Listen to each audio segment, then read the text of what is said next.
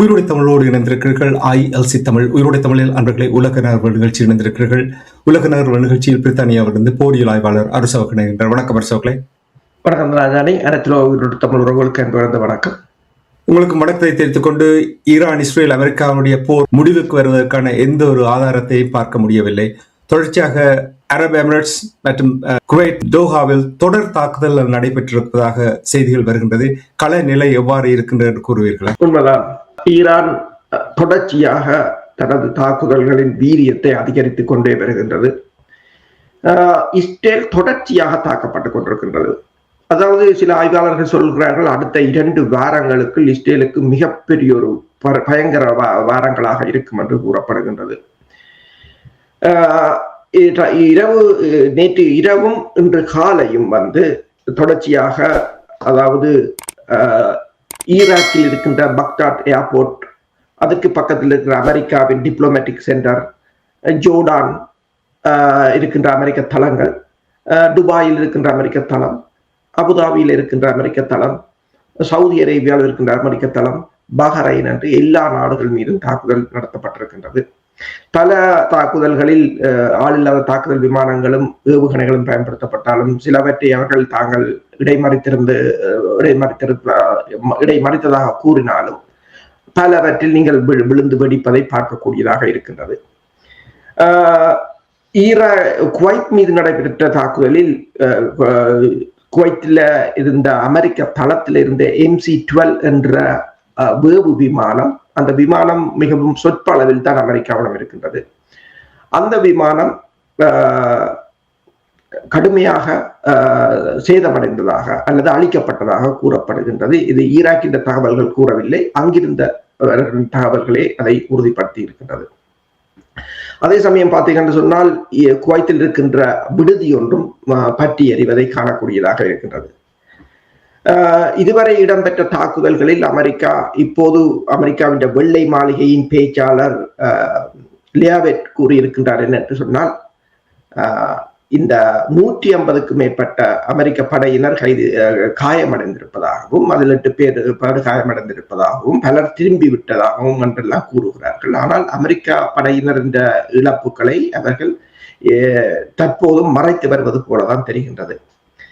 Hormuz ஜலசந்தியில் பார்த்தீர்கள் என்று சொன்னால், அங்கு மீண்டும் ஒரு கப்பல் தாக்கப்பட்டிருக்கின்றது. இப்போது தாக்கப்பட்ட கப்பல் பாரசீகா வளைகுடாவில் ஒரு சரக்கு கப்பல் தாக்கப்பட்டிருக்கின்றது.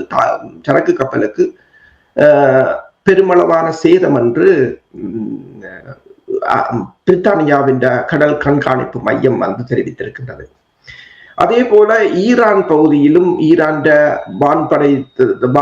வானூர்தி நிலையங்கள், மற்றது ஈரான் தலைநகர் தெஹ்ரான் உட்பட பல இடங்களில் டொமஹாக் ஏவுகணைகள் மற்றும் வான் தாக்குதல்களை இஸ்ரேலும் அமெரிக்காவும் நடத்தி இருக்கின்றன. நேற்று இரவு ஈரானுக்கு மிகப்பெரிய ஒரு பயங்கரமாக இருக்கும். ஈரான் கடும் இதுவரை சந்திக்காத தாக்குதலை சந்திக்கும் என்றெல்லாம் அமெரிக்காவின் பாதுகாப்பு செயலாளர் அல்லது போர்த்துறை அமைச்சர் என்று கூறலாம், அல்லது போர்த்துறை செயலாளர் பீட் ஹெசட் தெரிவித்த பிற்பாடு தாக்குதல் இடம்பெற்றாலும் அவர் குறிப்பிட்டது போல அங்கு பெரிய பயங்கரமான தாக்குதல்கள் இடம்பெற்றதாக தெரியவில்லை. அதாவது இந்த தாக்குதலை பொறுத்தவரையில் ஈரான் இந்த தாக்குதலை ஒரு நீண்ட கால போராக மாற்றுவதற்கான ஒரு முயற்சியாக அல்லது ஒரு திட்டத்துடன் தான் இந்த போரை நகர்த்தி வருவது போல் தெரிகின்றது. இப்போது அமெரிக்காவை பொறுத்தவரையில் இதை அதாவது இந்த போரை நிறுத்துவது எப்படி என்ற ஒரு சிக்கலில் தான் அமெரிக்கா இருக்கின்றது. இஸ்ரேலை பொறுத்தவரையிலும் அவ்வாறான ஒரு நிலையாகத்தான் இருக்கின்றது. இஸ்ரேலை பொறுத்தவரையில் இஸ்ரேலில் இருந்து இப்போது பெருமளவான கருத்துக்கள் எதுவும் வெளிவரவில்லை. ஏனென்றால் இஸ்ரேலின் இழப்புகள் தொடர்ச்சியாக அதிகரித்துக் கொண்டே வருகின்றன. இஸ்ரேலிய மக்கள் தொடர்ச்சியாக, நான் முதல் கூறினேன், 6 மணித்தியாலத்துக்கு ஒரு தடவைகள் அங்கு ஏவுகணைகள் வீழ்ந்து கொண்டே இருக்கின்றன. இப்போது அது மேலும் அதிகரித்திருப்பதாக தொடர்ச்சி அங்கிருந்து சொல்கின்ற ஊடகவியலாளர் என்ற கருத்தின் அடிப்படையில் தொடர்ந்து சைரன் கேட்டுக்கொண்டே இருப்பதாகவும், தொடர்ச்சியாக மக்கள் அந்த பதுங்குகுழிகளில் இருப்பதாகவும், அதே சமயம் விமான நிலையங்கள் மூடப்பட்டிருக்கின்றன. சில விமான நிலையங்கள் ஒரு குறுகிய நேரத்துக்கு திறக்கும் போது அங்கிருந்து மக்கள் முண்டியடித்துக் கொண்டு வெளியேறுவதை காணக்கூடியதாக இருப்பதாக கூறப்படுகின்றது. கூடுதலான மக்கள் தாய்லாந்துக்கு செல்வதை பார்க்கக்கூடியதாக இருக்கின்றது. நீங்கள் அமெரிக்கா போரை நிறுத்துவதற்கு எப்படி முயற்சிக்கின்ற என்று கூறுகின்றீர்கள். எனக்கு அது புரியவில்லை. ஏனென்றால் அமெரிக்கா கூறுகின்றது கன்னிவெடியை வைக்கும் கப்பல்களை 10 கப்பல்களை அழித்தொழித்திருக்கின்றதாமே. அப்படி என்றால் அமெரிக்கா இது போரை நிறுத்துவதற்கான எந்த ஒரு விருப்பத்தையும் அங்கே காணவில்லை. உண்மைதான். என்னென்று சொன்னால், அதாவது இப்போ இந்த பில் கிளின்டன் தற்போது அவர் தனது உரையை ஒவ்வொரு நாளும் இந்த போர் தொடர்பாக ஒரு கருத்துரையை தனது சேனலில் வெளியிட்டு கொண்டு இருக்கின்றார். அப்ப அவர் கூறியது ஒன்றுதான், தாங்கள் அந்த 5வது கடற்படை பிளீட் கடற்படை பிரிவை பஹ்ரைனில் வைத்திருந்ததே இந்த ஹோர்முஸ் ஜலசந்தியை திறந்து அதன் பாதுகாப்புக்காகத்தான் அதை வைத்திருந்ததே. ஆனால் இன்று அந்த பிளீட் இயங்க முடியாத நிலையில் இருக்கின்றது பஹ்ரைனில், முற்றுமுழுதாக அழிவடைந்த நிலையில். அப்ப அவர் ஒன்றை கூறுகிறார் என்று சொன்னால், இதுவரை காலமும் சவுதி அரேபியாவோ அல்லது இந்த ஜலசந்தியோ இதுவே எல்லாம் அமெரிக்காவின் பாதுகாப்பில் இருப்பதாகத்தான் எல்லோரும் நம்பினார்கள். ஆனால் இப்போது கூட்டணி நாடுகளுக்குள்ளேயே அந்த நம்பிக்கை போய்விட்டது. எனவேதான் பிரான்ஸ் கிட்டத்தட்ட 10 கப்பல்களை அனுப்புகிறது, தான் பாதுகாப்பு வழங்க போகிறேன் என்று 10 கப்பல்களை அனுப்புகிறது என்று அவர் கூறியிருந்தார். அவர் கூறியதன்படி பார்க்க போனால் இன்னும் ஏற்கனவே அமெரிக்காவில் எண்ணெய் விலை 17% அதிகரித்திருக்கின்றது. எண்ணெய் விலை 17% அதிகரித்திருப்பது என்பது அந்த மக்களின் தனிய வாகன போக்குவரத்து இல்லை, உற்பத்திகள், உணவு உற்பத்தி, டிரான்ஸ்போர்ட், மற்றது எல்லா உற்பத்தி துறை, அதாவது வீட்டின் சமையலறையில இருந்து ஆபீஸில் மாறுகின்ற ஒவ்வொரு பொருட்கள் வரையிலும் எல்லாத்திலும் பாதிப்பை ஏற்படுத்தும் என்று அவர் கூறியிருக்கிறார். சரி, இப்போது துறந்தா கூட அது எப்படியும் 2 மாதம் செல்லும், இது நோமலுக்கு வேற, இப்ப சண்டையை நிறுத்தினா கூட.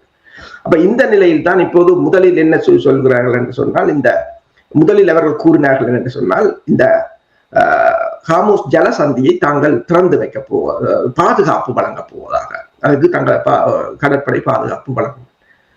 கடற்படை பாதுகாப்பு வழங்க முடியாத ஒரு நிலை. கடற்படை கப்பல் ஏற்கனவே 1000 கிலோமீட்டருக்கு அங்காலதான் நிற்கிறது. அப்ப கடல் கன்னிவெடிகளை ஒரு 5000 அல்லது 6000 கன்னிவெடிகள் விதைத்தால் முடிஞ்சது. அதை எடுப்பதென்றது உடனடியாக எடுத்து முடிக்க முடியாது. இன்சூரன்ஸ் கம்பெனிகள் அதுக்கு இன்சூரன்ஸ் கொடுக்காது. அப்படியான நீரினூடாக கப்பல்கள் போவதற்கு ஒரு கப்பல் $75 மில்லியன், அதுல போற சரக்கு $150 மில்லியன். அப்போ ஒவ்வொரு கப்பல் தாளவும் இந்த insurance company 300 millionaire pay out பண்றா, இன்சூரன்ஸ் கம்பெனி பேங்க்ரப்டா போடும். இன்சூரன்ஸ் கம்பெனி ஒன்று ஏற்கனவே 14 கப்பல் மூழ்கி விட்டது. ஒவ்வொரு நாளும் ஒவ்வொரு கப்பலை மூழ்கடிச்சு கொண்டிருக்கிறார்கள். அப்ப இப்ப கன்னிவெடிகளை விதைக்கலாம் என்ற கருத்து வெளிவந்த நிலையில் இப்போது ட்ரம்ப் கூறியிருக்கிறார் என்று சொன்னால், தனது வான்படை 10 கன்னிவெடி விதைக்கும் கப்பல்களை அளித்திருக்கிறார்.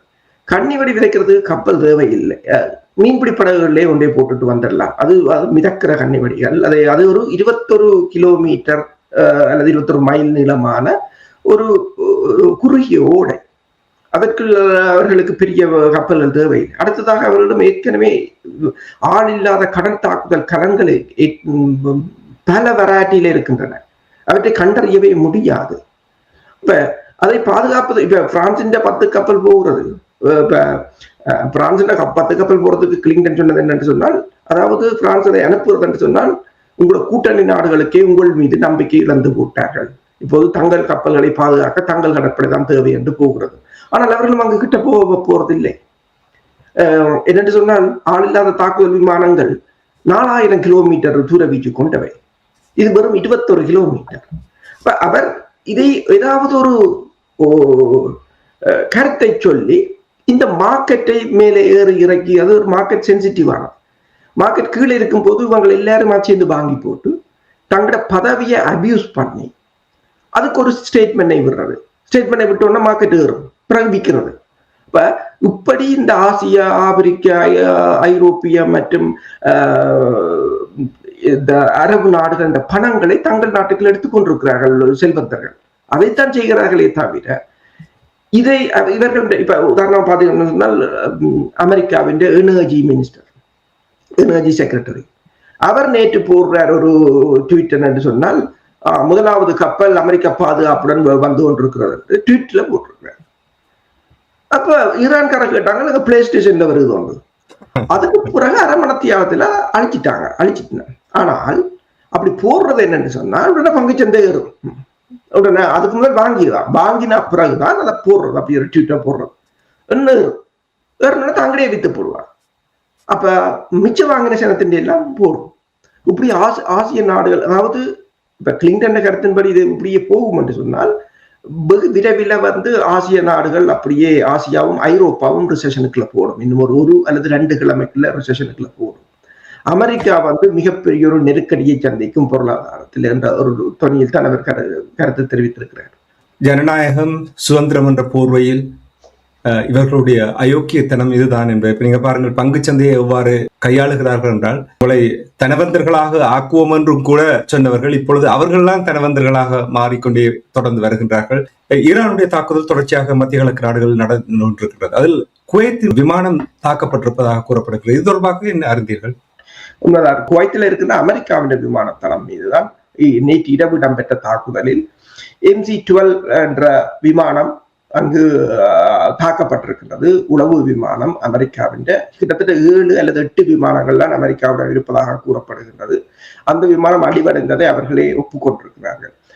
அதே சமயம் நவாட்டிம் ஏர்பேஸ் மீதும் நேற்று தாக்குதல் இடம்பெற்றிருக்கின்றது. அங்கு அதுதான் இஸ்ரேலின் F-35 மற்றது F-22 ரக விமானங்களை நிறுத்தி வைத்திருந்த வான்படைத்தளம். அந்த வான்படைத்தளத்தை சுற்றி பெருமளவான தீயணைப்பு வண்டிகள் பலர் நிற்பதை காணக்கூடியதாக இருக்கின்றது. ஆனாலும் அதற்குள் யாரையும் இப்போ உங்களுக்கு தெரியுமாங்க, இஸ்ரேலில் இப்ப படங்களை வெளியிட்டால் 5 வருட சிறை தண்டனைகள் வழங்கப்படும் என்று அறிவித்திருக்கிறார்கள். இப்ப அங்கிருந்து எதையும் வெளியில் சொல்ல முடியாது. இப்ப மிகப்பெரிய ஊடகவியலாளர்களே அந்த மைக்கை பிடிக்கிறார்கள், சத்தம் கேட்குது பாருங்கோ, ஆனா நாங்கள் திருப்பி வீடியோவை காலி பக்கம் காட்ட முடியாது என்று சொல்கிறார்கள். ஆக பொதுமக்களின் இழப்புகளை மட்டும்தான் காட்டும்படி கூறியிருக்கிறார்கள். அப்ப இந்த நிலையில் வந்து இப்ப தொடர்ச்சியாக ஈராக்கில் இருக்கின்ற எதிர்ப்பு படையணியினர் கூட சொல்லியிருக்கிறார்கள், தாங்கள் நேற்று மட்டும் 24 தாக்குதல்களை தாங்கள் மேற்கொண்டிருப்பதாக. இப்ப அமெரிக்கா வந்து துருக்கியில் இருந்து கூட தனது பணியாளர்களையும் மக்களையும் வெளியேற சொல்லி இருக்கிறது. இப்ப அமெரிக்கா முற்று முழுதாக இப்ப எல்லா நாடுகளிலும் இருந்து அமெரிக்கர்களும் அமெரிக்க தூதுவர்களும் முற்றாக வெளியேற வேண்டிய ஒரு நிலையாக இருக்கின்றது. அதாவது இந்த போரின் இப்ப வரைக்கும் அதன் ரிசல்ட்ஸ் என்னவென்று சொன்னால், வளைகுடா நாடுகளில் இருக்கின்ற அமெரிக்கா தளங்கள் அத்தனையும் மூடப்பட்டு விட்டன. வளைகுடா பகுதியில் இருக்கின்ற அமெரிக்க தூதரகங்கள் அத்தனையும் மூடப்பட்டு விட்டன. வளைகுடா பகுதியில் இருக்கின்ற அத்தனை அமெரிக்கர்களும் வெளியேற சொல்லியாச்சு. வளைகுடா நாடுகளில் இருக்கின்ற எரிபொருள் உற்பத்தி செய்யும் நாடுகள் தங்கள் உற்பத்தியை குறைத்து விட்டன அல்லது நிறுத்தி விட்டன. வளைகுடா நாடுகளிலிருந்து ஒரு துளி எண்ணெய் கூட இங்கால வருவதாக இல்லை. இதுவரை இந்த 13 நாட்களுக்குள் இவர்களால் ஹார்மோஸ் ஜலசந்தியை திறக்க முடியவில்லை. இந்த 13 நாட்களுக்குள் ஈரானுக்கு எதிராக மக்களை அணிதிரட்ட முடியவில்லை. இந்த 13 நாட்களுக்குள் ஈரானுக்கு எதிராக பக்கத்து நாடுகளை போருக்கு இழுத்து விட முடியவில்லை. இந்த 13 நாட்களுக்கு இவர்கள் தங்கள் கூட்டணியை கூட தங்களுக்கு சார்பாக பிரான்சோ பிரித்தானியா போன்ற நாடுகளை கூட முழுமையாக போருக்கு இழுக்க முடியவில்லை. இதுதான் இந்த 13 நாளுக்குள்ள இவர்கள் சாதித்துக் கொண்டது. இஸ்ரேல் எவ்வாறு கட்டுப்பாடுகளை வைத்திருக்கின்றது என்று நீங்கள் கூறும் பொழுது, ரஷ்யா சீனா இந்த கட்டுப்பாடுகளை போட்டால் சர்வாதிகாரம் என்று சொல்லுவார்கள். இஸ்ரேல் போட்டால் அது என்ன என்று சொல்லுவார்கள் என்று புரியாமல் இருக்கிறது. சரி, ஒன்று, அமெரிக்கா இந்த நாடுகளில் குழப்பங்களை ஏற்படுத்தி, அமெரிக்கா தான் இந்த நாடுகளில் இருக்கின்ற பிரச்சனைகளுக்கு முக்கிய சூத்திரதாரி என்பது தெரிகின்றது. இந்த போர் நடந்து கொண்டிருக்கின்ற நேரத்தில் எப்படியோ போரை முடிவுக்கு கொண்டு வர வேண்டும். முடிவுக்கு கொண்டு வருவதற்கு முன்னதாக குழப்பங்களை ஏற்படுத்த வேண்டும் என்றும் அவர்கள் திட்டமிட்டிருப்பார்கள். அது மட்டுமில்லாமல் இப்பொழுது பஹ்ரைன் மற்றும் துருக்கியில் உள்நாட்டு கலவரம் ஏற்பட்டிருப்பதாக கூறுகிறது. இந்த உள்நாட்டு கலவரத்தை எப்படி கலவரம் ஏற்பட்டிருக்கிறது, என்ன நோக்கம்? உண்மைதான். பஹ்ரைனில் வந்து இப்ப வேற சிலரும் எனக்கு தனிப்பட்ட முறையிலும் அங்கிருந்து அனுப்பியிருந்தார்கள். பஹ்ரைன்ல நடைபெறுகிற சம்பவங்களை இந்த ஊடகங்கள் மறைக்கின்றன. பஹ்ரைன்ல மக்கள் அரசுக்கு எதிராக கிளர்ந்தெழுந்திருக்கிறார்கள் என்று சொல்லி. உங்களுக்கு தெரியும், கடந்த வாரம் அந்த போர் ஆரம்பித்து 2-3 நாட்களுக்குள் மக்கள் அங்கு ஆர்ப்பாட்டங்களை மேற்கொண்டிருந்தார்கள். ஈரான் தாக்குதல், அதாவது பஹ்ரைன் மீது ஈரான் மேற்கொண்ட தாக்குதலுக்கு ஆதரவாக பெருமளவானவர்கள் அங்கு ஆர்ப்பரித்தெழுந்திருந்தார்கள். அதற்கு ஆதரவாக வீதிகளில் இறங்கி போராடி இருந்தார்கள். அங்கிருந்த அமெரிக்க தளங்களுக்கு எதிராக கோஷங்களை எழுப்பியிருந்தார்கள். இந்த நிலையில் தான் பஹ்ரைன் கூறியிருந்தது, அமெரிக்கா அதாவது வெளிநாட்டு மக்களை அவதானமாக இருக்கும் சொல்லி அவர்கள் மீது தாக்குதல் நடத்தப்படலாம் என்று அவர்கள் மேற்குலக நாடுகளின் மக்களைத்தான் கூறினார்கள். எனவேதான் அமெரிக்கா அங்கிருந்து மற்றது தூதர்களையோ அல்லது தூதுவர்களையோ அல்லது மக்களையோ வெளியேற்றி இருந்தது. அதன் பிறகு பஹ்ரைன் பெருமளவானவர்களை கைது செய்திருந்தது. இந்த போராட்டங்களை அடக்குவதற்கு பஹ்ரைன் தனது படையினரை பயன்படுத்தி இருந்தது, பெருமளவான படையினரை பயன்படுத்தி இருந்தது இந்த போராட்டங்களை அகற்றுவதற்கு. இப்ப என்னென்று சொன்னால், ஈரானுக்குள் உள்ளக கலவரத்தை இவர்கள் ஏற்படுத்த முற்பட்ட அதே சமயம் பஹ்ரைனில் உள்ளக கலவரங்கள் ஏற்பட்டிருக்கின்றன. இப்ப இந்த ஈரான் போரின் முடிவு என்னவாக இந்த பிரச்சனை என்ன சொன்னால், ஒன்று அமெரிக்க தளங்கள் அங்கிருந்து அகற்றப்படுவது மட்டுமல்லாது, இந்த முடிக்குரிய நாடு, இந்த அரசர்களின் ஆட்சியில் இருக்கின்ற இந்த நாடுகளில் மக்கள் கிளர்ச்சி எழக்கூடிய ஒரு நிலைமையை ஏற்படுத்த போகின்றது. அதாவது இவர்கள் இது பேராசை என்று சொல்வது, அதாவது இருக்கிறதையும் இழக்கப் போகிறார்கள் போலதான் தெரிகின்றது. ஏனென்று சொன்னால், இப்ப எல்லோருக்கும் தெரிகிறது அமெரிக்காவை அடிக்கலாம், அமெரிக்கா ஆயுதம் பெருசாக வேலை இல்லை, இதுவரை இருந்த அமெரிக்கா மீதான ஒரு பயம் எல்லாருக்கும் போய்விட்டது. இப்ப அமெரிக்க தளங்கள் எல்லாம் அங்கு இருப்பதை அந்த மக்களால் கூட பாதுகாப்பு இல்லை, அவர்கள் கூட தாக்கலாம், அந்த தளங்களை தாக்கலாம் என்ற ஒரு நிலை அங்கு ஏற்பட்டிருக்கின்றது. பஹ்ரைன் இதுவரை இதே சமயம் பெருமளவான சட்டங்களை கொண்டு வந்திருக்கின்றது. அதாவது இது அங்கிருக்கின்ற தகவல்களை வெளியில் சொன்னால் $1,50,000 அபராதம், அது மட்டுமல்லாது சிறை தண்டனையும் என்று கூறியிருக்கின்றது. அதே போலதான் நீங்கள் பாத்தீங்கன்னா துருக்கியிலும் நேற்று ஒரு மிகப்பெரிய போராட்டம் இடம்பெற்றிருக்கின்றது. அமெரிக்க தளங்களை அகற்ற வேண்டும் என்று சொல்லி போராட்டங்கள் ஆரம்பித்திருக்கின்றன. அதாவது இவர்கள் 2011ஆம் ஆண்டு சொன்னார்கள் அரபுலகின் வசந்தம் என்று சொல்லி. அந்த அரபுலகின் வசந்தம் இப்போது 2026ஆம் ஆண்டு ஈரானால் இது இந்த அரபுலகத்தில் ஏற்படுத்தப்பட போகிறது போலதான் இருக்கின்றது. இதுதான் உண்மையான வசந்தம் போல இருக்கின்றது. இது இப்ப மற்ற நாடுகளும் இதனால் தான் அஞ்சிக் கொண்டிருக்கின்றார்கள். இந்த போர் தொடருமாக இருந்தால் தங்கள் ஆட்சிகளுக்கே ஆபத்தாக மாறப்போகிறது. அதாவது ஈரானில் ஒரு ஆட்சி மாற்றத்தை ஏற்படுறது ரெஜிம் சேஞ்ச் என்றார்கள். இப்போது பார்க்க போனால் ஏனைய வளைகுடா நாடுகளில் ஒரு ரெஜிம் சேஞ்ச் வரப்போது போலதான் கிடக்கின்றது. அப்படி வந்தால் அது உண்மையில் அவர்கள் என்னென்ன இப்ப மக்கள் அரசு வேண்டும், ஏன் மன்னர் அரசு என்று சொல்லும் போது அவர்கள் தங்கள் செல்வங்களுக்கும் தங்களோட சுய நலன்களுக்கும் தான் அதனை பயன்படுத்தி கொண்டிருக்கிறார்கள். அப்ப மக்கள் ஆட்சி வேண்டும் என்ற ஒரு கோஷத்தை பஹ்ரைன் ஆரம்பித்திருக்கிறது போல தெரிகிறது. அதே நேரத்தில் பஹ்ரைனிலிருந்து விமானங்களை வெளியேற்றுவதாக கூறப்படுகின்றது. எங்கே கொண்டு போகிறார்கள்? உண்மைதான். இந்த நிலையில் பஹ்ரைன் ஒரு மிகப்பெரிய ஒரு இக்கட்டான சூழ்நிலையில் இருக்கின்ற நிலையில் அங்கிருக்கின்ற அவர்களின் விமானங்கள், போக்குவரத்து விமானங்கள், நேஷனல் கேரியர்ஸ் அதுகளை நேற்று நீங்கள் புகைப்படங்களை பார்த்தீங்கன்னு சொன்னால் லைனாக சவுதி அரேபியாவுக்கு கொண்டு போகிறார்கள். சவுதி அரேபியாவுக்கு அதை கொண்டு போய் வைக்க போகிறார்கள். ஏற்கனவே அந்த நாட்டின் விமான போக்குவரத்துகள் முற்றாக முடக்கப்பட்டு விட்டன. இந்த நிலையை தான் கொண்டு போகிறார்கள். அப்போது 2 காரணங்கள். ஒன்று, உள்ளக கலவரங்கள் மிக தீவிரமாக இருப்பதால் விமான நிலையங்களை மக்கள் கைப்பற்றலாம் அல்லது அரச கட்டிடங்களை கைப்பற்றலாம். இப்ப இலங்கையில் ஏற்பட்டது போல, பங்களாதேசத்தில் ஏற்பட்டது போல ஒரு மக்கள் போராட்டம் வெடிக்கலாம் என்ற ஒரு நிலை. ஏனென்றால் பொருளாதாரமும் படுத்து விட்டது. இந்த ஜலசந்தி மூடப்பட்டதால் மக்கள் மிகப்பெரிய நெருக்கடியில் இருக்கிறார்கள்.